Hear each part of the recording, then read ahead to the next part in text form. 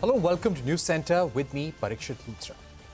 A brand new AI model from China sent shockwaves across the Silicon Valley earlier this week. The US stock market erased more than $1 trillion in market capitalization, with Nvidia losing a whopping $600 billion in just a day. DeepSeek, an AI startup founded by a Chinese hedge fund manager, unveiled a model built with a budget of less than $6 million. The chatbot quickly became the most downloaded app on Apple's US App Store, overtaking OpenAI's ChatGPT. For years, the US has been a leader in AI, and DeepSeek's rise meant that a Chinese player is now threatening its dominance.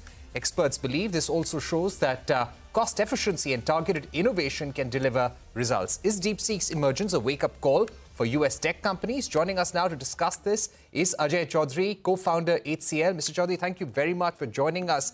Donald Trump has said that what DeepSeek has managed to do is a wake-up call for companies and countries around the world. What's your sense? Do you think the US dominance in the AI field has now been seriously challenged? Definitely, because the challenge that was there till now is that they were the only game in town. Now there is a completely new game in town and at a much lower cost of usage. So the royalties that they would have earned from the various LLMs that they have made from four different companies will all be impacted with this announcement, because they have literally made it available as open source. So once you make it available at open source, does it make it much cheaper to do innovation across the world, adapt this model? And do you think the market cap of companies like Google, Nvidia is going to be impacted more in the days to come? I think, to me, the impact has been literally a knee-jerk reaction.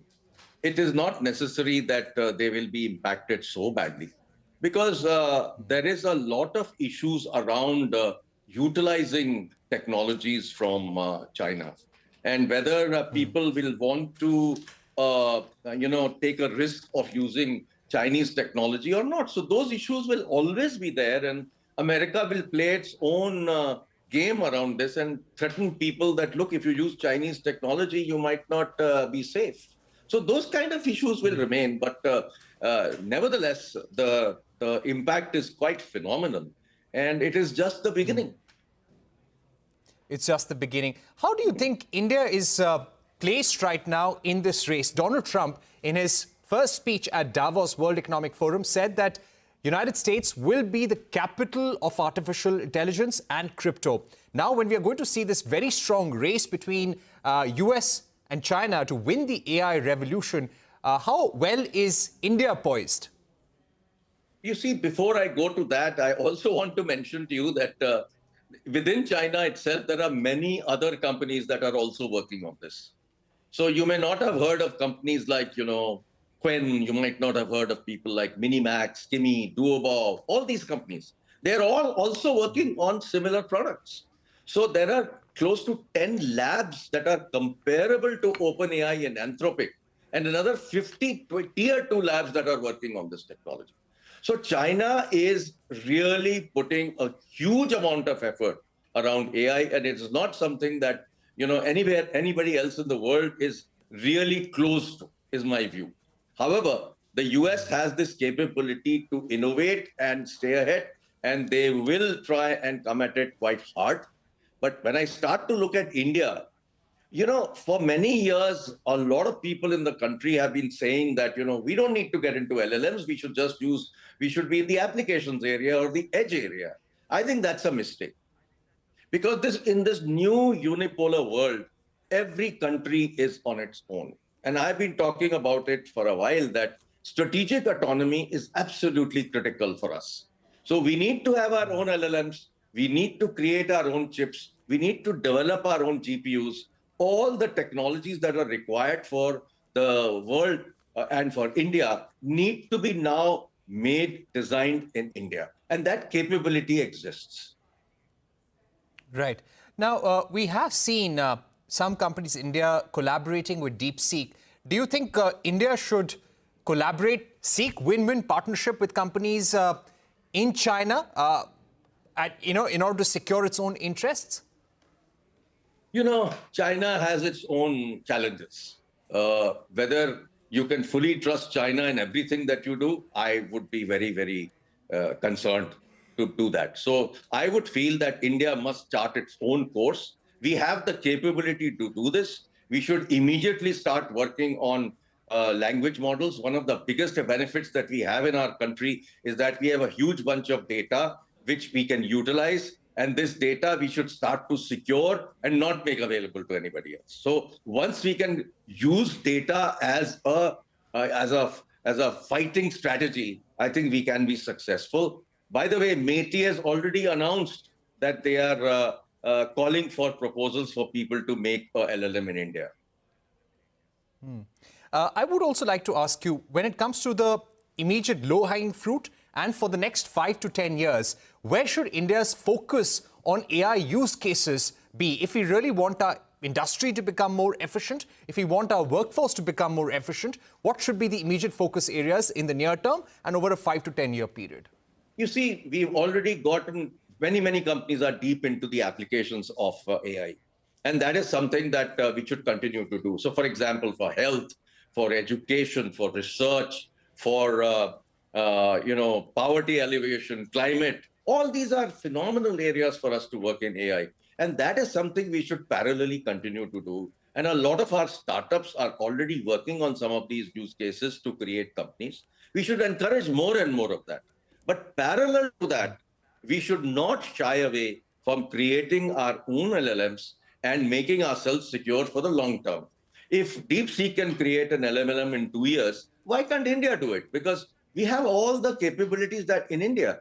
I mean, if you look at any product in the world today, whether it's a GPU or a CPU or a software or anything, Indians are behind a lot of those products. And a lot of these GCCs that are there in India who create products in India are created by Indians. So the capability exists. Right. When it comes to the union budget, one is expecting some sort of push by the government for artificial intelligence and encouraging innovation in this space. What is the kind of funding that we now require for the future? Has there been any recommendation from your side? See, basically, last year in the budget, government had announced a 1 lakh crore budget for R&D in India. I think that needs to be put on fast track, because that announcement has happened, but the implementation is still to happen. I do believe there's a lot of work going on that implementation. The way I think it will work is that the ANRF, which is the organization that's already been set up for research in India, is working from level 1 to level 4, which is TRL 1 to TRL 4. This new organization will probably work from TRL 5 to TRL 9. And this will invest into different technologies which can secure the future of India in terms of strategic autonomy. So that is part one. Part two is that there is an AI mission already set up by MeitY, and they should continue to forge ahead with that mission to make sure that we are not far behind anybody else. And as I said, we need to go back to basics and say, yes, we will develop our own chips. Yes, we will develop our own AI. For example, from my foundation and from a task force that was set up by the minister, we have very clearly recommended that India must design its own chips. Otherwise, we will all get left behind. And this is something that we've been asking that this particular budget must take care of. Right. Now, when it comes to the race between China, the race with the US, it's also a lot about setting the rules for the road. Having a framework where there are certain laws and certain boundaries within which we function. How important is it now for India to ensure that there is a proper framework in place which does not leave countries like India aside? Well, actually, the reason why India I'm asking this is because a major Please, AI summit that's going to happen in France. Yes, that's what I was going to talk about. India has been deeply involved in that for the last 1.5 years.